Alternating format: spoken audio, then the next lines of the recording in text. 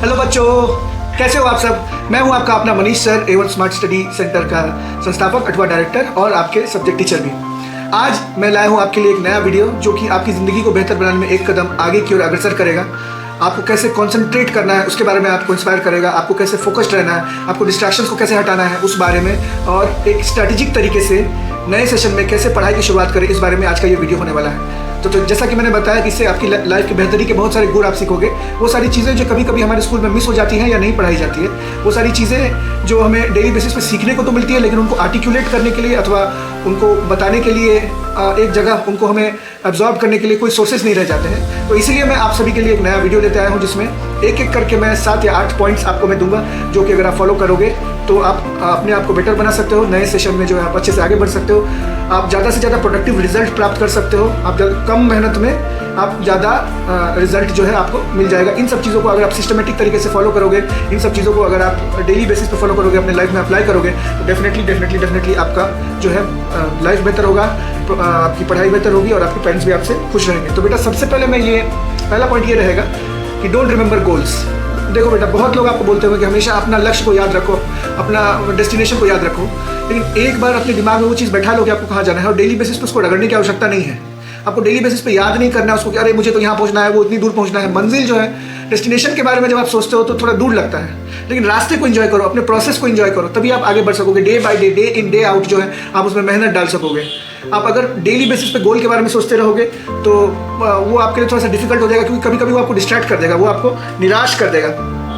दूसरा पॉइंट है कि स्टॉप डिस्ट्रैक्शंस। मतलब जो चीज़ें आपकी ध्यान को भंग करती है, जो चीज़ों से आपको लगता है कि आप ज़्यादा मतलब फोकस नहीं रख पा रहे, उन सब चीज़ों को, जैसे मोबाइल हो गया, आप खेलो 1 घंटे के लिए खेलो, लेकिन पूरे दिन उसमें टाइम वेस्ट मत करो। आप रात में सोते वक्त दूसरे कमरे में मोबाइल रख दो या टीवी एक सिस्टमेटिक टाइम पर देखो। अपने आप को रिवॉर्ड करो, कोई काम करो उसके बाद रिवॉर्ड करो। आपको हमेशा डोपामिन हिट लेने के लिए नहीं जाना। डोपामिन एक ऐसा केमिकल होता है जो हमारे बॉडी में तब सेक्रेट होता है जब हम लोग प्लेजर का अनुभव करते हैं, हम लोग उत्तेजना का अनुभव करते हैं। तो छोटी छोटी डोपामिन हिट्स के लिए, इंस्टेंट ग्रेटिफिकेशन के लिए आप आगे मत बढ़ो, आप अपने आप को रिवॉर्ड करो, सिस्टमेटिक रखो। हाँ, मोबाइल चलाओ रोज, टीवी देखो रोज, लेकिन टाइम से और सिस्टम से। तीसरा, वही सिस्टम वाले पॉइंट को मैं कंटिन्यू करूँगा। देखो, एक अच्छा मैनेजर कौन होता है? जिसके सामने सब अच्छे से काम करते हैं? नहीं। एक अच्छा मैनेजर वो होता है अगर वो काम पे नहीं भी आया है या अगर वो लेट से आया है तो उसके जो जितने एसोसिएट्स हैं, उसके जितने सुपरवाइजर्स हैं, उनको याद रहे कि उनकी रिस्पॉन्सिबिलिटी और ड्यूटीज़ क्या है। उनको याद रहे कि उनको क्या स्टैंडर्ड ऑपरेटिंग प्रोसीजर सिखाए गए हैं जिनके बेसिस पे वो अपना काम आगे बढ़ाते रहें। एक अच्छा मैनेजर वो होता है जो अपने प्रेजेंस में नहीं बल्कि अपने एब्सेंस में एक अच्छा काम कराए। तो आपको ऐसा सिस्टम्स डेवलप करना है। सुबह एक ही टाइम पे उठो, रात में एक ही टाइम पे सो, खाना एक ही टाइम पे खाओ, प्रॉपर खाओ, पौष्टिक खाना खाओ, जंक फूड पे उतना ध्यान मत दो, क्योंकि ऑब्वियसली ये आपकी जो बॉडी है वो आपका मंदिर है। जब तक आप फिट नहीं रहोगे, आप थकावट महसूस करोगे, तो आपकी पढ़ाई भी जो है अच्छे से नहीं होगी और सही टाइम पे नहीं होगी। चौथा पॉइंट ये हो गया आपका टाइम मैनेजमेंट का, जो कि तीसरे पॉइंट का कंटिन्यूएशन है। टाइम को आप इस तरह से मैनेज करो बेटा कि आपको हर चीज़ के लिए समय मिल जाए। देखो 24 घंटे सबके पास होते हैं, आपके पास होते हैं, मेरे पास होते हैं, और जितने बड़े बड़े साइंटिस्ट हैं, जितने बड़े बड़े लोग हैं, जितने बड़े बड़े मिलियनर्स हैं, और नॉर्मल लोग, टाइम ही ऐसी चीज़ है जिसको आप रिवर्स नहीं कर सकते, उसको किसी तरह से चेंज नहीं कर सकते। बाकी सारी जो मतलब फिजिकल क्वांटिटीज़ है फिजिक्स में, टाइम के अलावा उसको आप रिवर्स कर सकते हो, लेकिन टाइम को आप रिवर्स नहीं कर सकते। तो इससे ये पता चलता है कि कितना वैल्यूएबल है हमारे लिए। जो एक बार बीत गया वो बीत गया बेटा, वो वापस नहीं आने वाला है। तो उसको ध्यान में रखते हुए टाइम को आप ऐसे मैनेज करो। अपनी नींद को जो है वो डिस्टर्ब मत होने दो, अपने खेलने के टाइम को डिस्टर्ब मत होने दो। इन सब के बावजूद भी आपके पास इतना समय बच जाता है कि आप अपनी मन की चीज़ें भी कर सको और अपना पढ़ाई भी समय से कर सको। अगला पॉइंट, हमारा 5वां पॉइंट हो जाएगा कुछ एक डिज़ायर, एजुकेशनल डिज़ायर या एक हॉबी, जैसे चेस करना हो गया, वो आपके दिमाग को ट्रेन करता है। जैसे रीडिंग हो गया, कहानी की किताबें पढ़ो, उपन्यास पढ़ो, आप एक अच्छे इन्फॉर्म्ड इंसान बनोगे। आप कोई भी डिसीजन लोगे। देखो बेटा, एक किताब क्या होता है, किसी के लाइफ का 25-30 साल का एक्सपीरियंस होता है।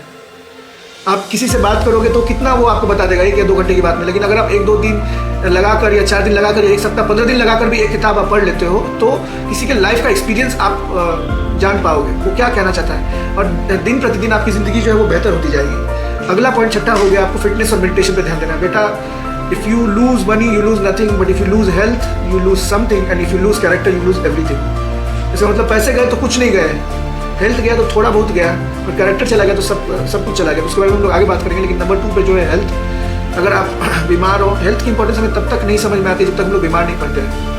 हम लोग को जब सर दर्द नहीं होता है, हमारा जब पेट दर्द नहीं होता है, तो हमें लगता है कि हमें ये मिल जाए वो मिल जाए, लेकिन जब ऐसी बीमारियां हमें हो जाती है, जब हमारा तबीयत खराब हो जाता है, तब हमें लगता है कि पहले हम लोग ठीक हो जाए, बस पहले हम लोग ठीक हो जाए, उसके बाद हमें कुछ मिले। तो बेटा, health is very very important, and you don't realize the importance of health until unless you get sick. So it is my advice to you is that follow proper diet, follow proper meditation और fitness program. मैं उतना heavy workout करने का अभी से आपको सलाह नहीं दूंगा. आपकी body भी अभी उसके लिए ready नहीं है और आपको उस तरह का stress भी नहीं लेना है. एक sport choose करो जिसको आप regularly खेलो, weekends पे खेलो, ठीक है. मेंटल एक्सरसाइज करो, जैसे चेस हो गया, रीडिंग हो गई. यूट्यूब पे अच्छे मोटिवेशनल वीडियो देखो, लेकिन ज़्यादा मोटिवेशनल वीडियो भी नहीं देखना है. वो भी एक डोपामिन हिट की तरह काम करता है. आपका सबकॉन्शियस डिफरेंस नहीं जानता है जो रियलिटी है और जो रियलिटी नहीं है उसमें. तो जब आप मोटिवेशन वीडियो देखते हो तो आपके मन को लगता है कि आप सही में वो सब काम कर रहे हो. तो ज़्यादा वीडियो नहीं देखना है motivation, but at the same time आगे बढ़ना है. नेक्स्ट पॉइंट हो गया बेटा कि स्टार्ट कर दो. बस कोई भी काम या कोई भी होमवर्क या कुछ भी आपको एक चैप्टर ही पढ़ना, उसको स्टार्ट कर दो. यहाँ पे लॉ ऑफ इनर्शिया क्या आ जाता है कि जब आप अगर आप बैठे हुए हो, अगर आप कुछ नहीं कर रहे हो तो आपको स्टार्ट करने में थोड़ी मेहनत तो जरूर होगी, लेकिन एक बार आपने स्टार्ट कर दिया तो आप उसको आगे बढ़ते जाओगे. फिर एक बार स्टार्ट कर दिया तो उसको रोकने के लिए आपको फिर एडिशनल मोमेंटम की आवश्यकता पड़ेगी. हालांकि बच्चे जो है वो पढ़ना बंद करने के लिए उनको कुछ एक्सटर्नल मोटिवेशन नहीं चाहिए, लेकिन स्टार्ट करो and learn as you go. कोई भी नया प्रोजेक्ट, कोई भी नया असाइनमेंट या कोई भी कुछ नया आपको स्कूल में कोई भी चैलेंज मिलता है ना, तो उसको करके तब करते हुए सीखो. अपने से बड़ों से पूछो, अपने टीचर से पूछो. At any point of time there are ample number of people around you who are ready to give you their knowledge and wisdom. All you have to do is take it. All you have to do is show that you are taking an effort. मतलब फिर उसके बाद इंसान आपको खुद मदद करने के लिए आएगा. उसको लगेगा कि बच्चा मेहनत कर रहा है. टीचर्स को भी हमेशा थोड़े बहुत मेहनती बच्चे ही पसंद होते हैं, चाहे कोई कितना भी बोले. लेकिन वो देखते सबको समान नजरों से, लेकिन जब अगर आप मेहनत करते हो तो उसके रिजल्ट आपको डेफिनेटली मिलेंगे. आज नहीं तो कल मिलेगा. पढ़ाई में मेहनत या इन जनरल लाइफ में मेहनत कभी भी बेकार नहीं जाता है. नेक्स्ट बेटा है सेकंड लास्ट पॉइंट है कि बड़ों की इज्जत जो है ना वो हमेशा करो. बड़ों की बात जो है ना हमेशा मानो. हो सकता है कि आपको लगे कि आपके गोल के साथ वो ओरिएंट नहीं हो रहा है, या आपको लगेगा इनको क्या समझ में आएगा, या जनरेशन गैप है, या इस तरह की बातें अगर दिमाग में आती है ना बेटा, तो ours is a cultural country. You have to remember, you have to respect your parents, you have to respect your elders. और उनके आशीर्वाद से ही आप आगे बढ़ सकते हो. उनके आशीर्वाद से ही आप ज़िंदगी में बेहतर कर सकते हो. किसी को गुस्सा करके, किसी को दुख पहुंचा के आप आगे नहीं बढ़ सकते, बेहतर नहीं कर सकते. तो बड़ों की हमेशा इज्जत करो. लास्ट पॉइंट होगा बेटा, be grateful. Be grateful for what ever you have. अपने से नीचे के बारे में भी सोचो, आपके पास जो चीज़ें हैं उन सब के रिगार्ड्स में, और अपने से ऊपर वाले में के बारे में सोचो. अपनी पढ़ाई या अचीवमेंट्स के एरिया में देखो कि जो फैसिलिटी आपको मिली है उसके लिए और कितने बच्चे हैं जिनको नहीं मिल रही. आपके माँ बाप आपको बेस्ट देने की कोशिश करते हैं और हमेशा देते रहेंगे. आप भी अगर बड़े भाई हो तो you care about your young siblings. It is in our nature to care. It is in our nature to be a little emotional, but at the same time you have to practice gratitude on a daily basis.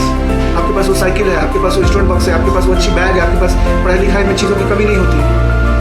उन सब चीज़ों के लिए आपको grateful होना है. तो सारा पॉइंट्स को मैं फिर से रिमाइंड कर देता हूँ. आपको सबसे पहले गोल को याद नहीं रखना है, ठीक है ना. प्रोसेस को एंजॉय करना है. दूसरा हो गया डिस्ट्रैक्शन को कम करना है. तीसरा हो गया सिस्टम्स अपना एक बनाना है ताकि आप जो रहो तब भी काम हो, ना रहो तब भी काम हो. चौथा हो गया टाइम मैनेजमेंट पर ध्यान देना है. पांचवा एक हॉबी हो गया, एक एजुकेशनल हॉबी या कोई भी हॉबी जो आपको अच्छी लगे, जो आपका टाइम पास करने में आपको मदद करे, साथ ही साथ आप कुछ सीख भी जाओ, तो वो सब बना रहा है. नेक्स्ट है फिटनेस पे ध्यान दो और डायरेक्ट जो है कोई भी काम स्टार्ट कर दो, ठीक है. उतना ज़्यादा सोचना नहीं है. आप आगे काम स्टार्ट करोगे तो सीखते चले जाओगे. नेक्स्ट पॉइंट है कि बड़ों की इज्जत करना है. और लास्ट में कि ग्रेटिट्यूड जो उसको डेली प्रैक्टिस करना है. You be thankful for what ever God has given you. You thank God daily. You thank your parents every chance you get. You thank them, you hug them, you share love and emotion because ours is a country like that. आप आगे बढ़ने के लिए आपको बेटा इन सब चीज़ों का बहुत ध्यान रखने की आवश्यकता है. आगे मैं फिर एक नया वीडियो लेके आऊँगा आप सभी की बेहतरी के लिए. तब तक के लिए good bye and you take care, study well, much love and God bless.